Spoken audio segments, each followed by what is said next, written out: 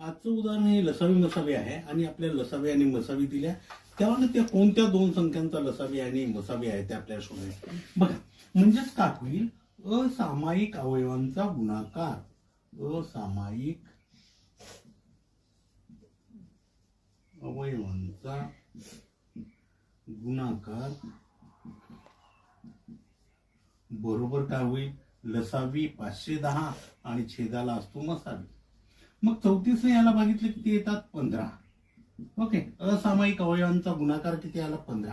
आता बघा 15 हे 15चे अवयव काय होतात, 3 आणि 5, 3 5 15. आता या प्रत्येकाला 34 गुणिला 3 करायचंय आणि 34 गुणिला 5 करायचं. ओके नाही, या मसावीनं गुणायचं.